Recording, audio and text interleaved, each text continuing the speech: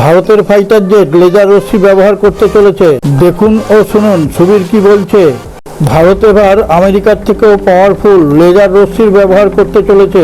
ভারতের ডিআরডিওর তৈরি লেজার রশ্মি কোনো মামুলি খেলনা নয়।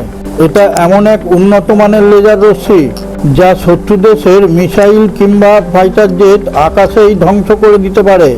এখন থেকে কোনো শত্রু দেশ ভারতের দিকে তাকাতে 10 বার ভাববে। কোনো শত্রু দেশের পুরো সেনাবাহিনীকে চোখের পলকে ধ্বংস করে দেবে।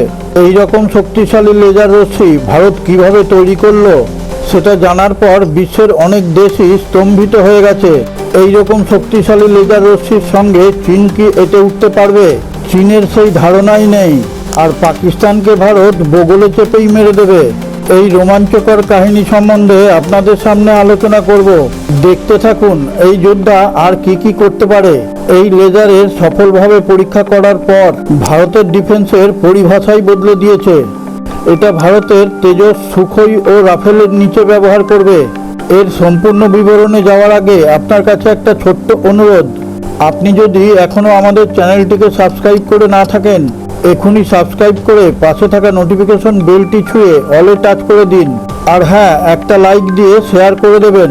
তাহলে আমরা বিশ্বের বিভিন্ন প্রান্ত থেকে এই রকম নিত্য নতুন খবর সংগ্রহ করে আপনাদের সামনে তুলে ধরার অনুপ্রেরণা পাব।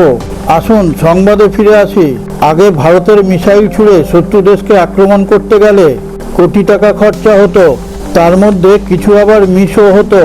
এখন আমাদের ফাইটার জেটের নিচে যে লেজার রশ্মি লাগানো হচ্ছে, ভারতের এই সফলতার পেছনে ডিআরডিওর বিজ্ঞানীরা কয়েক বছর ধরে এই প্রচেষ্টা চালিয়ে গেছে।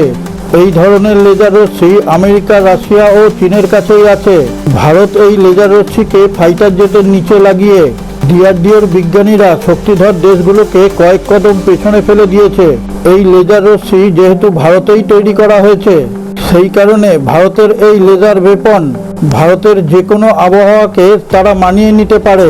এবার আপনাদের সামনে সরল ভাষায় তুলে ধরব এই লেজার রশ্মির ভূমিকাটাই বা কী। এবার ভেবে দেখুন, সাধারণ গুলি কিংবা মিসাইলের গুরুত্বপূর্ণ আকর্ষণ গ্র্যাভিটি অনুযায়ী চলে, এর দূরত্ব এবং হাওয়া অনুযায়ী। লেজার রশ্মিকে এরা কোনো বাধার সৃষ্টি করতে পারে না।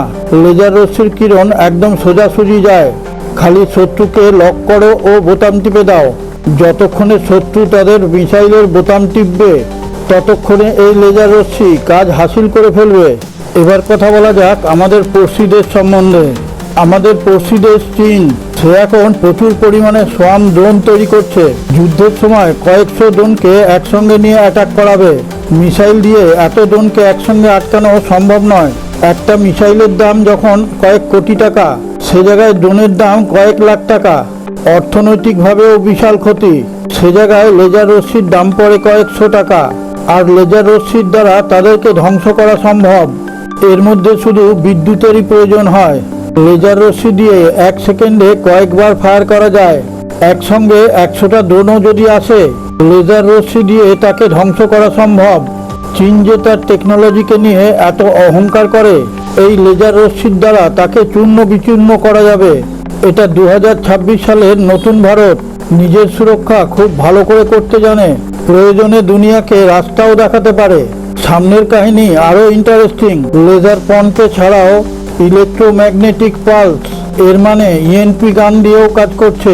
শত্রু দেশের পুরো শহরের বিদ্যুৎ ও ইলেকট্রনিক্স এক ঝটকায় বন্ধ করে দিতে পারে। এই লেজার টেকনিকের আরেকটা দিক হলো, এই ফাইটার জেটের ককপিটে আঘাত করে পাইলটকে একেবারে অন্ধ করে দিতে পারে। তাকে একেবারে মেরে না ফেলে আকাশেই তার ইঞ্জিনকে জ্যাম করে দিতে পারে। আমরা কখনোই কারোর ক্ষতি চাই না, কিন্তু কোনো দেশ যদি আমাদের দেশের সার্বভৌমত্বকে নষ্ট করতে চায়, তাহলে তাকে শেষ করতে আমরা কুণ্ঠাবোধ করব না। গোটা ভিডিওটা দেখার পর আপনি আমাদের চ্যানেলের কমেন্টে গিয়ে আপনার সুচিন্তিত মতামত প্রকাশ করুন। আর জয় হিন্দ কথাটা অবশ্যই লিখবেন।